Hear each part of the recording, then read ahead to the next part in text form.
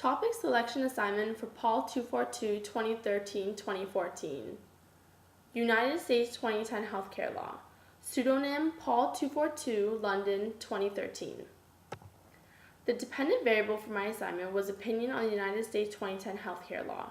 The question being asked was, do you oppose or support the 2010 United States Healthcare Law? The possible answer choices were either you favored it, opposed it, or neither favored nor opposed it.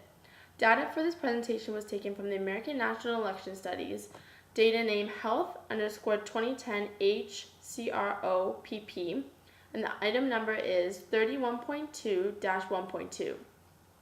43% of the total number of people being polled said that they favored it, 33.8% said that they opposed it, and 22% chose to stay neutral. But what can account for the differences in opinion? I looked at two independent variables to find a cause for the difference in opinion. Those variables are social class, so whether you're considered lower class, middle class, or working class, and what party you identify with, whether it was Republican or Democrat. My hypotheses for the two variables were that the lower the social class, the more likely you'd be to be in favor of the healthcare law. And my second hypothesis was if you identify more with the Democratic Party, you'd be more likely to favor it than oppose it. My hypotheses were proven correct, as you will see in the following cross tabulations.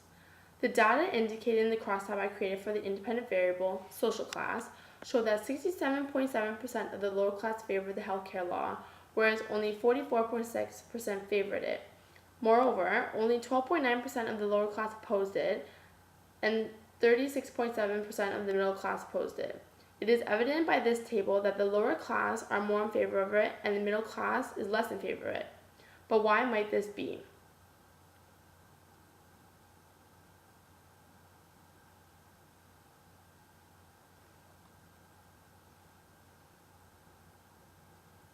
It is a fact that the lower class makes less money than the middle class, hence why they are divided into such classes. Therefore, it is harder for them to afford healthcare and would benefit more from having it. According to a study that the American Medical Student Association did, the working class and the unemployed, in other words, the lower class, make up 80% of the American population that is uninsured. Therefore, they can't afford it or don't have jobs that provide it, unlike someone who is considered middle class.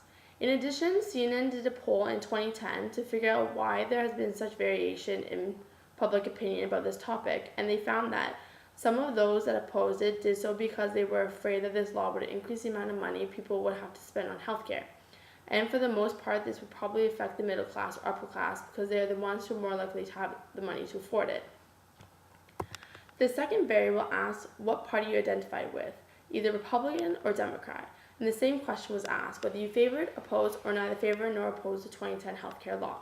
It is very clear that the Republicans did not favor it, with only 9.5% of them asked saying they did, and a whopping 73.2% of them opposing it.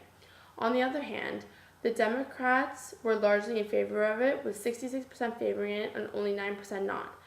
The main rationale behind the huge difference in opinion between the two parties is that Republicans' first priorities do not lie with healthcare. They are more focused on economic policies.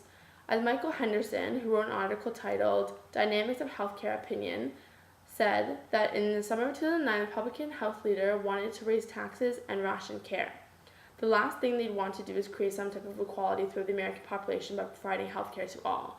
Whereas the Democratic Party, and most importantly, Obama's party, had a number one goal to achieve universal healthcare, or some type of standard of healthcare for all. These party ideologies are, for the most part, accepted by those who support their particular party, and therefore would vote accordingly, which is proven in the data presented to you in this cross tabulation.